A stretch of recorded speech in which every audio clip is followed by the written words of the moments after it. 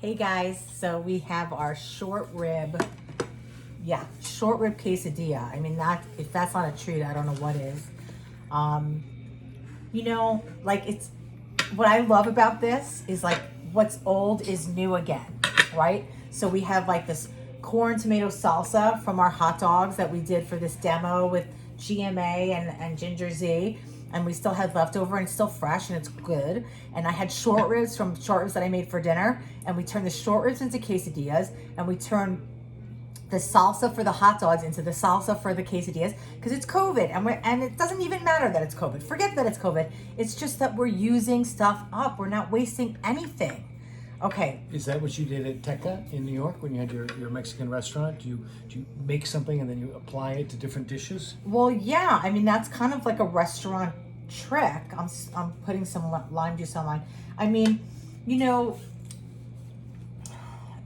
there's always like crossover things on menus. So like if you have, let's say, short ribs on your menu as an entree, you may also have like a short rib ravioli. So you serve short ribs like the day you cook them and they're delicious, but then the next day they're probably even better and you serve them again. And then day 3, you kind of want to make new short ribs, but you have those short ribs and they're like gold because they take so long to cook and they're so delicious that then you like shred it up and put it in a quesadilla. You shred it up and put it into a pasta or a ravioli. So you have to constantly use that. Like the last thing you ever want to do at a restaurant kitchen is throw anything in the garbage. Like, when I was in culinary school at French Culinary Institute in Manhattan, the chefs used to go through the garbage. And Really? They would literally, like, if, you cut off, like, the end of celery, like, the root end of celery, and it was, like, in the garbage, the, like, French chefs would be like, oh, put this in the garbage, and, like, you would get in so much trouble because anything that was left over could be made into something else. And the last resort of everything else is chicken stock or veal stock or vegetable stock. So, like, nothing goes in the garbage, and that's how you make money in a restaurant, by not throwing money in the garbage. Okay, anyway, that's enough of that. Okay, so we're gonna taste this. Okay. Go ahead.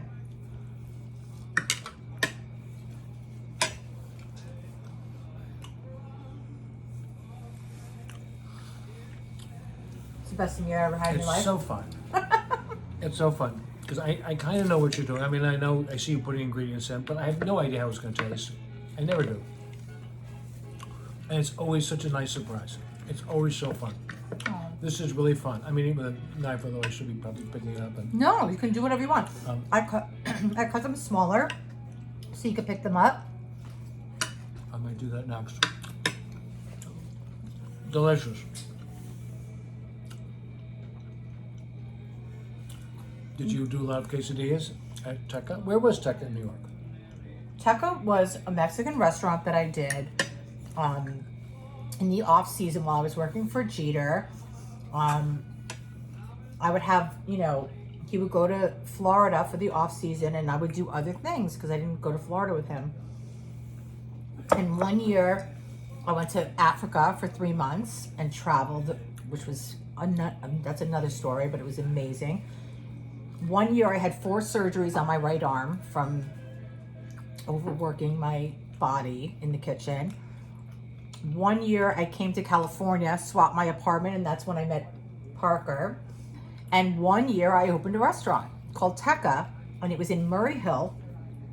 And it was like 27th and 3rd, I think 27th and 3rd. And it was a really, really beautiful restaurant. And I did it with this guy named Derek Axelrod, who was the brother of a friend of mine named Paige Axelrod. And my cousin was working with Derek Axelrod, my cousin Michael, and he recommended me to be the chef for this Mexican restaurant. I'd never done Mexican food before, but I'm a chef and I can kind of adapt to whatever.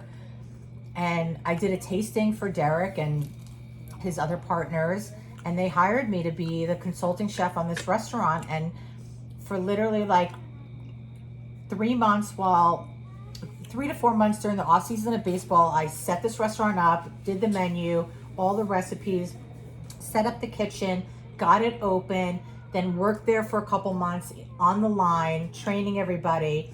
Then baseball season started again, and then I slowly whittled my way out of the restaurant. But it was so much fun, and yes, we had quesadillas on the menu. This was on there. What was the restaurant's favorite quesadilla? Which is the one everyone liked? I'm embarrassed to say I don't remember. I don't think we had short rib quesadillas on the menu because we didn't have short ribs on the menu. Yeah. But I'm sure we have like chicken quesadillas and probably shrimp quesadillas. We definitely had quesadillas. And like one of the famous things we had from the restaurant was the guacamole, the Blt Guacamole on Sundays for brunch. And it was like bacon and tomatoes in avocado. I've made it here. Do you remember? You filmed it. I do remember. And I love that story, that became a special. Mm-hmm. Well. So good. Come on. Amazing. Amazing. It didn't take that long. Right? You could do this for family or do it for party. And This is so easy. It stretches your food out, stretches your leftovers. If you get a rotisserie chicken and you give it to your family for dinner, and then you have like all that meat kind of stuck in the carcass, shred all that meat, take it out, put it on the side, pour barbecue sauce over it, add some cheese, add some beans, and throw it in a quesadilla. wow. Delicious.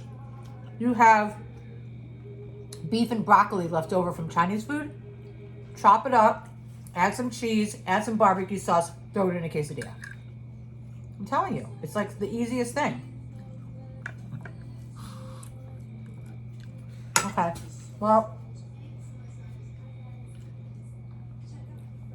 so good. You love it? Really good. Cheers, Parks. Cheers. To another great meal.